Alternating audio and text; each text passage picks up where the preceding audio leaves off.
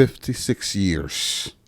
That is more than a half a century of history, struggle, and gratitude. Today, on December 11th, I am celebrating a pivotal anniversary.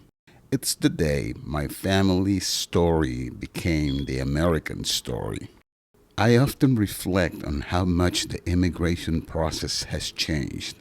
My father, Francisco Tito Avila Mena, came here in November 1968, just a year later.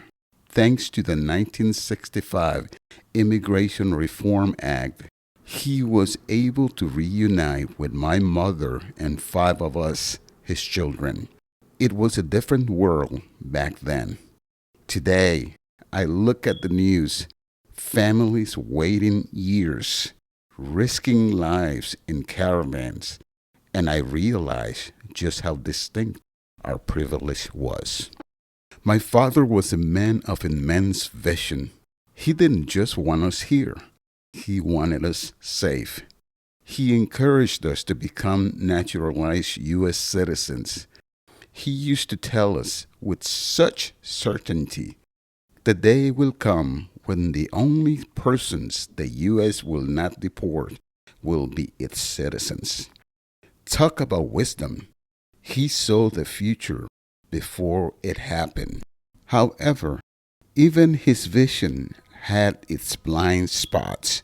He could not have foreseen a reality where a U.S. citizen could be wrongfully detained by immigration and customs enforcement simply because of their racial profile.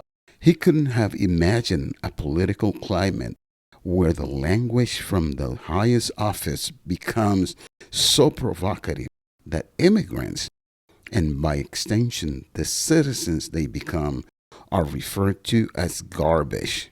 My father believed citizenship was an armor, but today we see that armor tested by prejudice. Oh, how times have changed. But let us look back to when the hope was pure.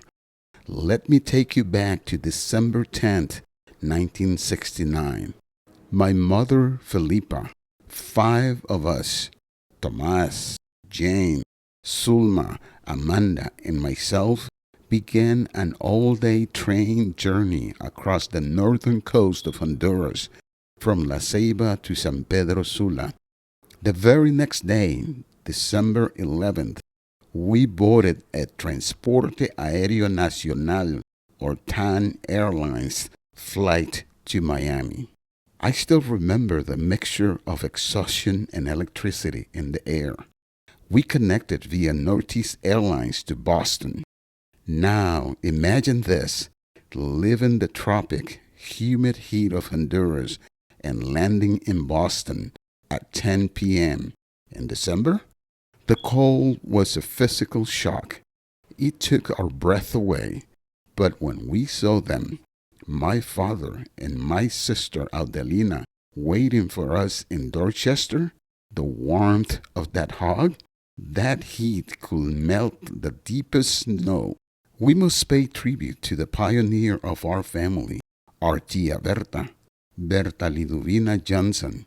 She was our first generation immigrant who sponsored my father and sister, starting a chain reaction of love and opportunity. Though my parents and my sister Amanda are now resting in peace, their legacy is not just alive, it is thriving. From Boston to Florida, Georgia, New York, Rhode Island, and Virginia, we are the salad bowl.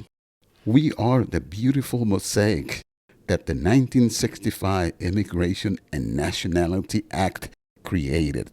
God bless our family, and God bless the American that we continue to build.